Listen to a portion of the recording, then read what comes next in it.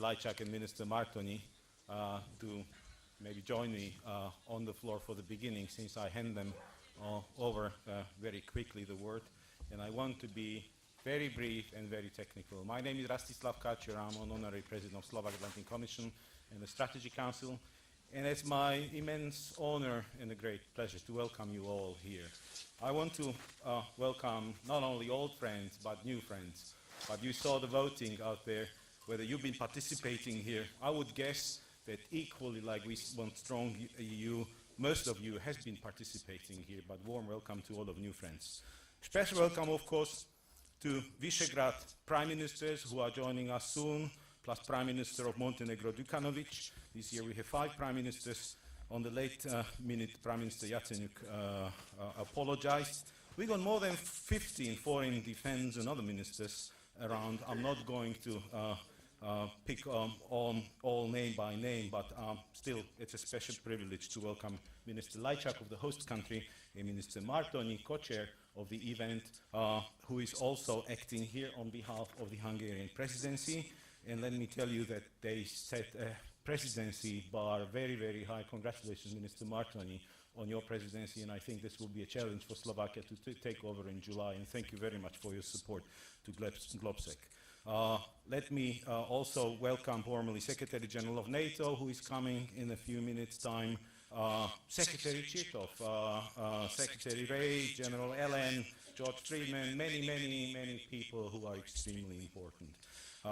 Let me stress that what I find one of the most important things is that we managed to move Globsec to a substantial regional platform on exchange, on security, defense, foreign policy, economic issues, and all other agenda which is related to strategic affairs. And this year is special. This year is special in many ways. Not only this is 9th Globsec, we tend to look at, this is, I'm 49, so the last 4th digit. This is the last single digit, which looks good, you know, and I hope we will be able to swing to 10 next year with a success. But we got 10 years of NATO for Slovakia and 7 new members, and a lot of new members of EU of 10 years, 15 years of NATO for Poland, Czech Republic, and Hungary. But most of all, 25 years of freedom for all of us here in Central and Eastern Europe, where we celebrate the Iron Curtain and the Berlin Wall falling down. But we thought that these 25 years of freedom is just a smooth way, and this will be forever. Here at Globsec, we've been always telling freedom, democracy, security, it's never granted. You have to work this out always. This is a process. We have to care. Some of us who were telling that we are not secure, there are challenges, we're called paranoics. Well, we come to the year where all of those paranoia and all of those paranoics may seem not that paranoid at all. And Globsec could not be more topical at the time when we see Ukraine in a crisis, and Europe, I think, overall challenged in security like for a long time we haven't been. We have also 100 years of World War I, which is a strong reminder that Europe can go wild and has been wild many times. Doesn't mean that we cannot go wild again, and we should do everything to prevent that. The last thing I want to tell you, Globsec, of course, it's partnership.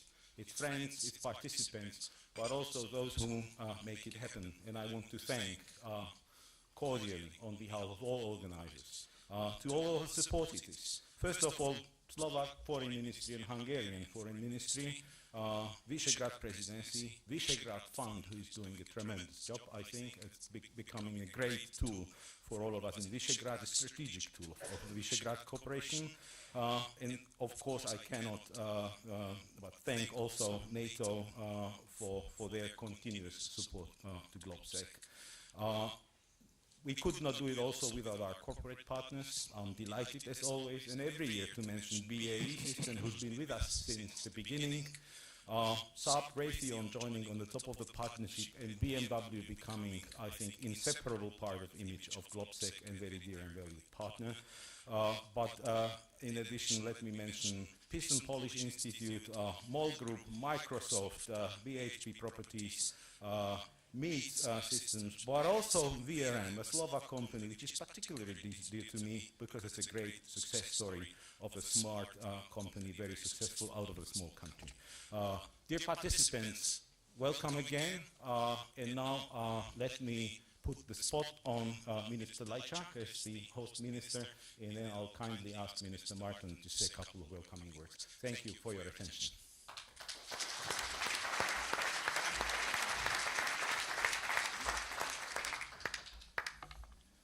Thank you, Rasto. Ladies and gentlemen, good afternoon and welcome to Bratislava. It's an honor for me to open Globsec this year, and I would like to extend our warm welcome to all of you.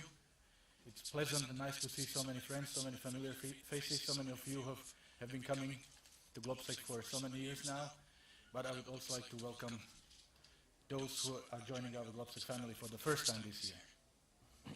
And I have to say, in my second capacity as the Minister for European Affairs, how pleased I am with the voting, because I'm going to speak about the European Union as well.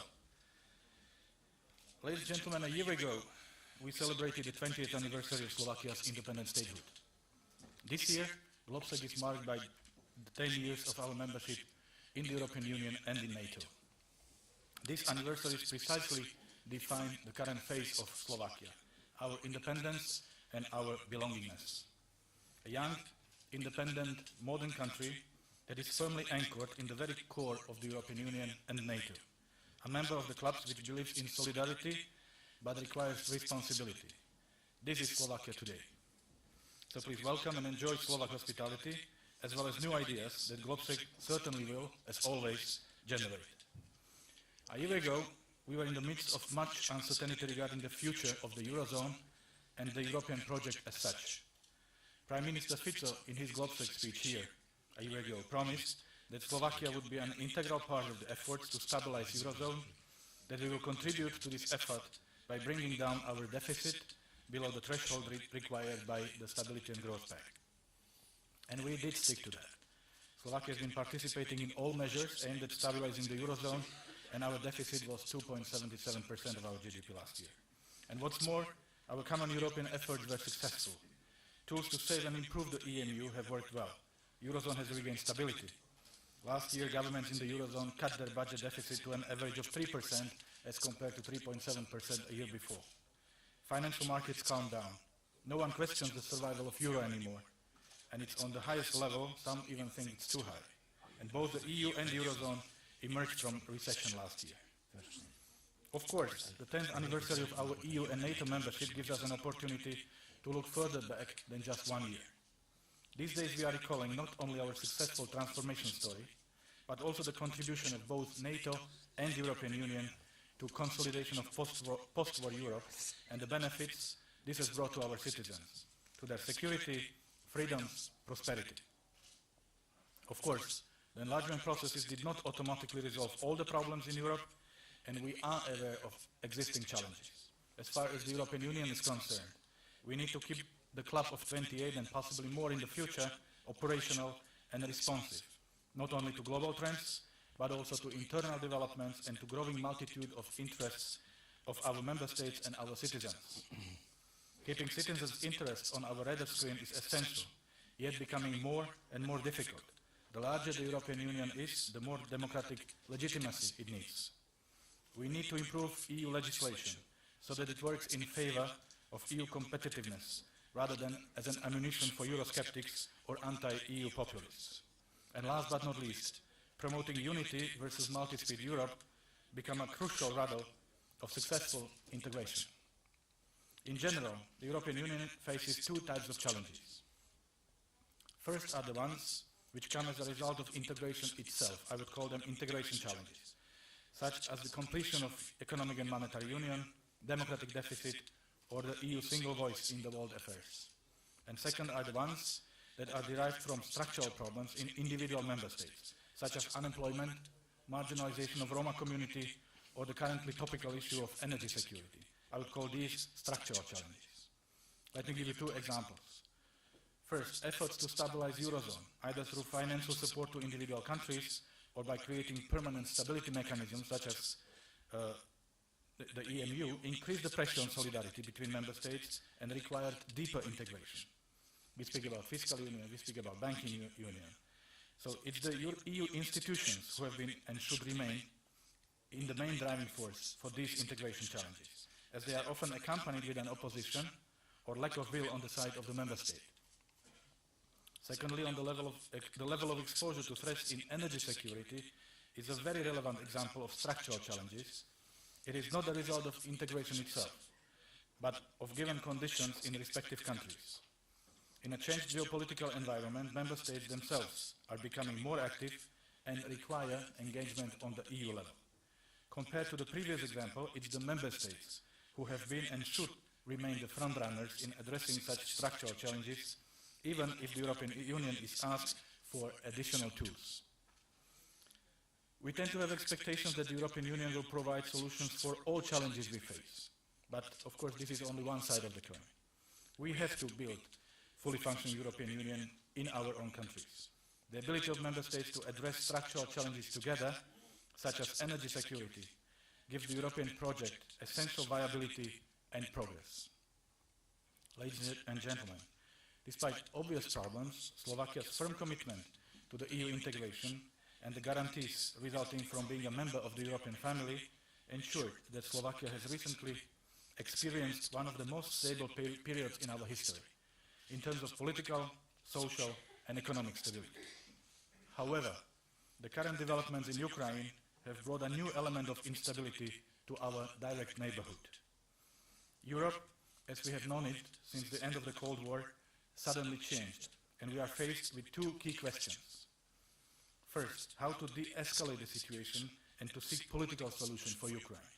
And second, what conclusions to draw for ourselves. I'll try to offer a couple of answers to these two questions. Regarding the first one, it has become difficult to follow, let alone to manage, quickly developing situation in Ukraine. However, one thing is clear.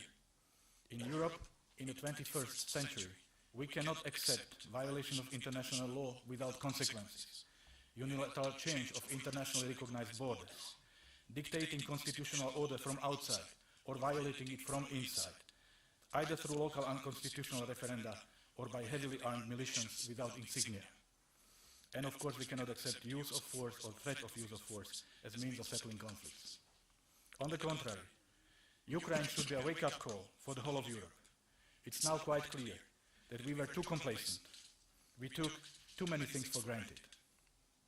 If we truly believe in a set of European values, if we have created a set of rules in Europe, and if we have established a system of institutions aimed at conflict prevention and conflict management, then this is the time to reaffirm our values. This is the time to defend our rules. And this is the time to utilize our institutions, such as the OSCE Special Monitoring Mission, to help de-escalate tensions, Venice Commission, to help with the constitution and legislative reforms, High Commissioner for National Minorities, to help settling minority disputes, High Representative for the Freedom of Media, to help ensuring independent information flows and counter-propaganda, and ODIHR to help with electoral process and building democratic institutions in Ukraine. Of course, the very basic precondition is that our common institutions will have full support of all the member states.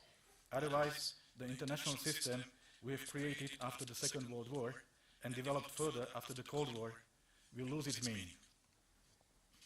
Besides all these efforts, the Geneva Accord was a good attempt to move things forward, a good first step. Unfortunately, this accord apparently has not reached the green man in the eastern and southern Ukraine. However, if we want to find a political solution, we must give diplomacy a chance. We need genuine political talks to continue, both inside Ukraine and outside, on the international level. Here I want to express our support for the initiative and the four-point plan of the OSCE chairman in office. As President Burkhalter told us on Monday at the FAC in Brussels, it's not perfect, but it might work. Let's do all we can so it works, and that we are able to start an incremental political process. Slovakia has been helping Ukraine, even before the crisis, by organizing strategic dialogue with our Ukrainian partners.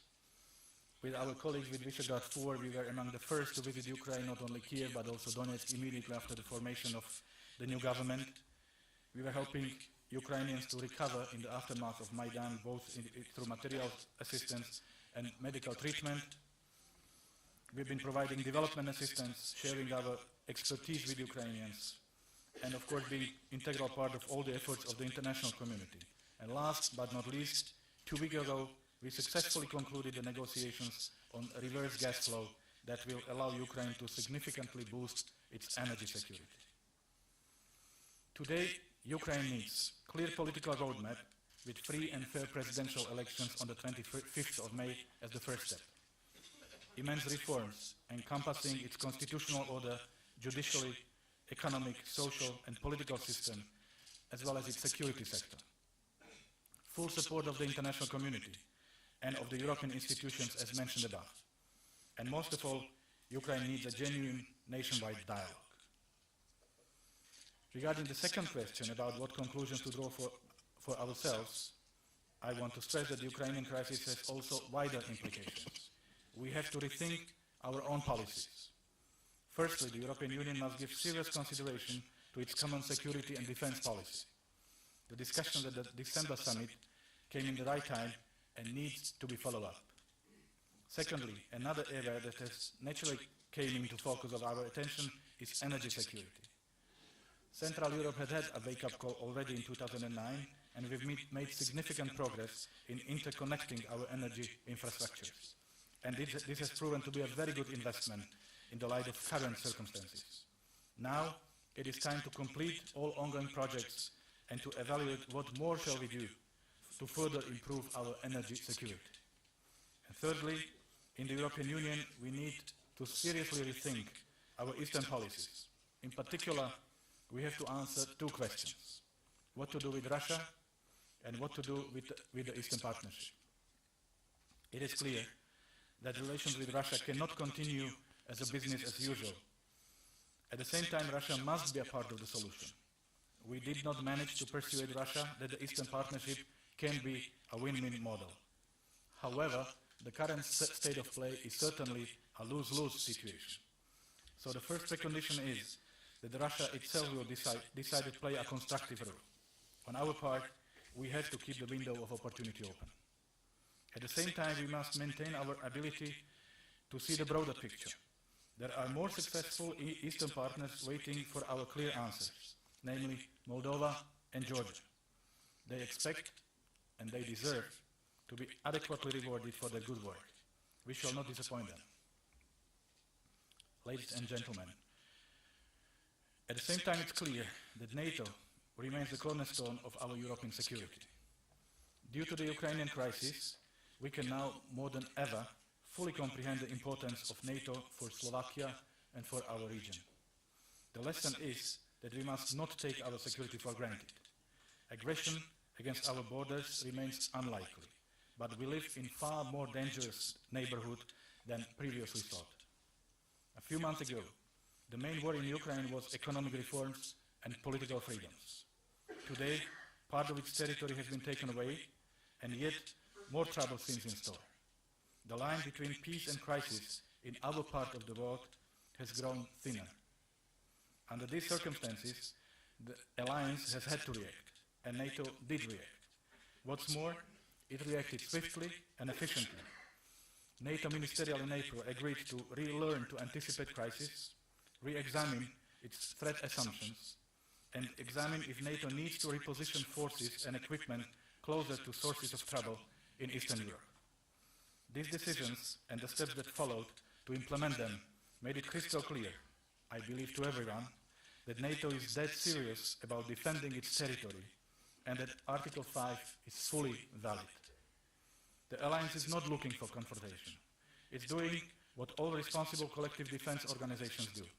It is responding to violence in its direct neighborhood, leaving no doubts that violation of NATO borders will not be tolerated. Slovakia, as a frontline country, is directly exposed to the crisis, and we are aware of our responsibilities. We understand what needs to be done to strengthen the security of our country and the alliance as a whole, and we are ready to carry our share of burden. We subscribe to all measures NATO has adopted so far. We are ready to further strengthen the existing and to support the new ones if need be. We are also exploring avenues of bilateral military assistance to Ukraine, and Slovakia was the first country to provide humanitarian assistance to Ukrainian soldiers and their families resettled from Crimea. Increasing defense spending and capabilities will be a part of the solution. Each government, particularly in the European Union, has a responsibility to manage its finances prudently, so will need to act with great care. Nonetheless, the question today seems to be when, rather than if. Ladies and gentlemen, in conclusion, let me say that Europe is emerging from the economic and financial crisis. It's not over yet, and we should not relapse to complacency. The 4 pillars to build a genuine EMU are still valid, and we should spare no effort to finish the work in all its complexity. At the same time, we have to face a new crisis which is even more complex for our own economic recovery. But development in the east of our continent has serious repercussions on all of us and on all aspects of our life. And what is even more important, it opens the very fundamentals of the European architecture as we have known it. Good news is that both European Union and NATO managed to maintain their unity under different circumstances, as well as their ability to respond to the developments in timely manner. At the same time, the Ukrainian crisis should not consume all our attention. There are other challenges. There is Balkans that needs a lot of work, and also on our side. In particular, the situation in Bosnia and Herzegovina must get our close consideration as soon as possible. There are other serious issues where cooperation of the international community is absolutely crucial, namely Iran, Afghanistan, Syria, and I haven't mentioned Central African Republic, South Sudan, and many other conflict spots. However, Europe will first have to settle the issues in its own backyard. That's I'm convinced about. So I want to thank you for your attention. Let me wish Globsec 2014 a success, and I'm looking forward to our meetings, either in bilateral format or in the different formats of this conference. I wish Globsec success. Thank you very much.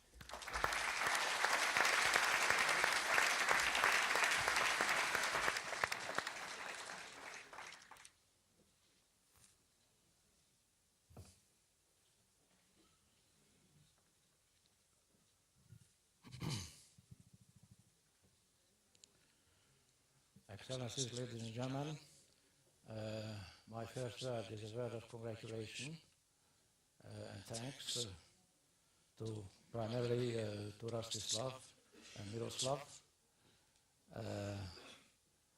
for what they have done until now for Globsec. And also I would like to congratulate to Slovakia for this achievement. It seems to be now that Globsec is probably the most important flagship forum for discussing security issues, primarily but not exclusively from a regional perspective. I would like to focus upon the regional perspective primarily now, because I speak here on behalf of the rotating presidency of the Visegrad group, the 4 countries. And of course, we are now closing the end of our presidency. After 6 weeks, we'll hand it over to Slovakia. I was just thinking about next year's Globsec forum, where Minister Lajčák will be obliged to make 2 speeches, one after the other, consecutively, one on behalf of the host country, as has been the case now, and of course the second on behalf of the V4 presidency, as Slovakia is taking over from us at the end of June. But clearly, this Globsec forum is also a very important contribution to increase the role, the weight, the influence, in a word, the voice of Central Europe, of Visegrad 4, in the European and the transatlantic policies. Now, mention has been made, and we have been referring quite frequently to the anniversaries this year, I don't want to get into that, but just one point perhaps. If you look at all these anniversaries, that is the storing of the Grande Guerre 100 years ago, and then the Holocaust, and then the systemic changes in this region, and the NATO expansion, and then the largest EU enlargement, which of course we usually call the reunification of Europe, you have the impression that maybe the world is becoming better. If you compare the first two with the last three, you come to the conclusion that maybe we are getting better. We are becoming somewhat better. We cannot take it for granted, as it has been just said. Because one word about the world. The world, maybe it's better, but it's changing.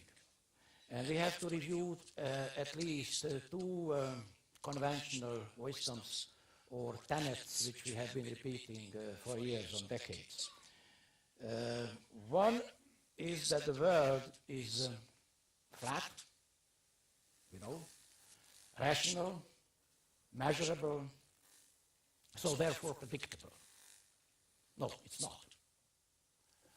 It's not predictable. It is highly unpredictable. And maybe the best case study here is the Ukraine, but I don't want to get into that because we had a panel separately immediately after these introductory speeches. But unpredictability is running high, and this is one more reason why we should settle some basic principles for ourselves, for our action in the future. Now, another often repeated tenet which needs to be revisited or reviewed is that the territory is irrelevant. Much has been said about the Westphalian model, which became obsolete and is no longer relevant, many people said and wrote, maybe at that time partially correct. And now we realize that territory matters. Good or bad news, maybe it's not good, rather bad, but the news is that yes, indeed, territory matters, not because, or not only because food, water, energy, again energy is linked to territory, but also because territory has really become a security issue. And clearly for some countries, at least for one important country, security also means space, territorial space. So you may call it cordon sanitaire, or a range of countries which can be directly or indirectly dominated politically, economically, and militarily. Whatever word you use, it's clear that territory has really become a security issue. And the conclusion is very simple, and it has just been said. Peace, stability, security cannot be taken for granted anymore. And even the basic mission of making Europe whole and free and peaceful has not yet been completed. And if territory matters, and if territory is a security issue, then what we Central European countries have been repeating for years now got a very strong justification, and this is that the core function of NATO is Article 5.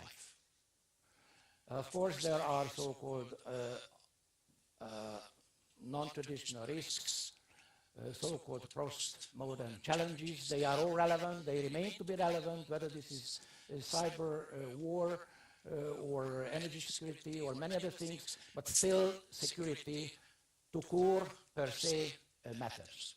And that is why we believe that Article 5 has now become much more relevant than it was in the last couple of years, and important conclusions, of course, will have to be drawn for that, for the alliance as a whole, but also for Europe, for the European Union. Mention has been made to the common security, common foreign security policy, and also for Central Europe. Now, for Central Europe, the region. The region, no doubt, changed substantially, not only in the last 25 years, but also in the last 15 and 10 years. And our geopolitical and geoeconomic situation and position changed, again, I would say in a positive sense. The good news is that, for instance, the V4 countries now cooperate much better among themselves, understanding solidarity, cooperation increased in every respect and in many different areas. So the cohesion of the group strengthened significantly. And of course, I have no time here to list all the examples or demonstrations for that. Clearly, internally, we stick together much more than we did, let's say, even 10 years ago. Some people said more than 10 years ago that once you become members of the European Union, all that will be over, because it will be irrelevant. Now, it's just the opposite what happened, because now, of course, we have some new challenges, new tasks, new responsibilities, and this is inside the European Union. So that was the major change, I think, in the situation and in the position of Central Europe, primarily V4 countries, that from the outside we got inside. And now we are inside of the structures like European Union, like NATO, and that in fact increased our responsibility, which we gladly accept. If you listen to the speech of Minister Lajčák just a couple of minutes before, many of his suggestions related to the European integration process. What should be done, what can be done, how it should be done, because we are all involved now and we are aware of our responsibility. Even more, I believe that one of the major tasks for us, for V4 and for Central Europe, is that, yes, we want to make our voice heard much more strongly than it has been the case. I'm not complaining, because of course to be a new member is always different from being an old member, but what we would like to suggest and what we insist upon is that let's forget about the difference between old members and new members. We are now just members and we have the same responsibility, we have the same, let's say, mission to fulfill. And that's what we are going to do. Now, just one word about V4. Because V4 also in the last couple of years, I believe, has become much stronger, as I said, not only internally, but also in its external relations. One thing is, of course, the so-called enlargement of V4. Many people suggested right at the beginning, more than 20 years ago, that V4 should be enlarged. Why don't we take some other countries in our neighborhood? It's still a lingering issue, but I believe that V4 is V4. It cannot be V5, it cannot be V6. It could be a Central European initiative with 18 members, of course, but we don't want it. So what can we do? Because there must be a compromise for that. And the result was that V4 has become gradually and progressively more and more open. And now we have these V4 plus formulas, which is not just the neighbors. It's of course primarily the neighbors. It's Western Balkans, quite clear. Also in a European context, enlargement is one of our priorities, as we all know. It's also the Eastern Partnership. Case study, of course, now, case in point. But now it has become even wider. It has become a kind of global concept, the V4 Plus. From the United States to Turkey, from Japan to Egypt, and I don't want to list all these countries. We do now have so-called V4 plus structures and meetings on different levels, prime ministers, foreign ministers, defense ministers, energy ministers. And I think this is a demonstration that the V4 wants to be much more open and wants to be much more cooperative, not only in a regional context and not only in a European context, but also on a global context. And interestingly, people know about us. If you would ask people about, let's say, 20 or more years ago, nobody would have known what the V4 is.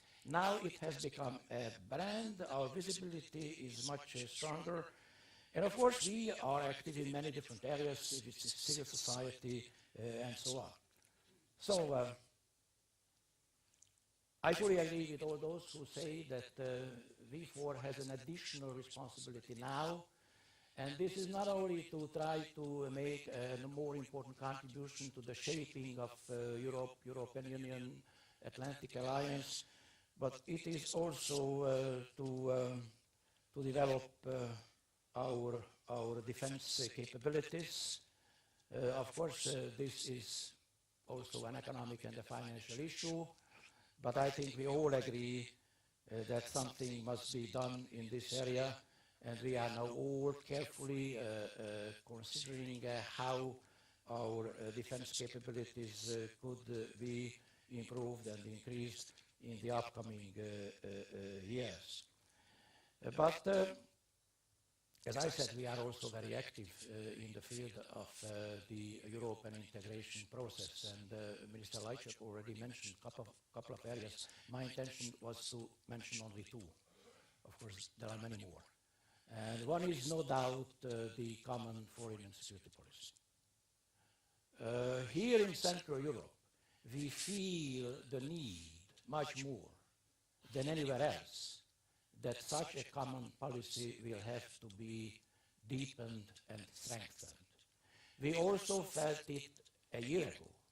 It's not a novelty, but because of the recent developments in the Ukraine, it's quite clear that we are more sensitive, and we have a fundamental strategic interest in the development and deepening of such a common policy, including, of course, the defense aspects as well. The second thing is, again, it's evident, it is energy. We have been talking about energy security for a long time, and we always discussed about the diversification of sources, routes, and so on. But now we realize that this is urgent, and this has become much more urgent than it used to be. My country has done quite a lot in the field of building up the so-called interconnections with other countries of the region. It's an exercise which is still going on. Just to give you one example, the Slovak-Hungarian interconnection will be operative in a couple of months. Technically, it is already there. The test period starts, I believe, in a couple of weeks. So, but also we will have to finalize a couple of things with regard to Romania, to Croatia, and so on. That is a cornerstone of the energy security of this region. And of course, we also have to use the existing facilities and possibilities. We already started this famous reverse flow to the Ukraine last year. We delivered more than 1 billion cubic meters for the Ukrainians, and this reverse flow is now going on, ladies and gentlemen. We restarted this on the 1st of May, so the quality is of course not huge, but it's still an important contribution to the energy supply that Ukraine now needs. So all in all, I would like to cut it short. In any case, we'll have a Ukrainian panel where we can elaborate a little bit more on the Ukrainian issues. The region, the V4. I think that now we are ready, indeed we are able to live up all our regional and indeed global responsibilities. And that's why Central Europe is on the map. And it's on the map, and it is more visible, and also the voice of these countries, the V4 countries, are not just louder, but also, and that's my firm conviction, it is better heard. And if we achieve this, and if we can continue in the right direction, then of course our voice will be even more heard the next year or afterwards. And I think Globsec, no doubt is an important contribution to this. Thank you very much.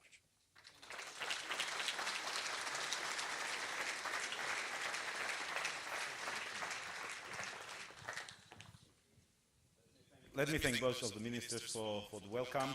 I'll ask Minister Martoni to stay on the floor, and let me spot the chairman going, and let me ask him to take over the panel right away. Here we are, and 4 panelists will take over. Minister Lajczak will address you later on. Thank you all again, and with no further break, we start. Mr. Going will be a tough moderator, I understand. How do you know? Good afternoon, everybody. Thank you very much indeed for inviting me, and I'm sure I speak on behalf of everyone here. What I'd like to do is, could I encourage us to have a little more light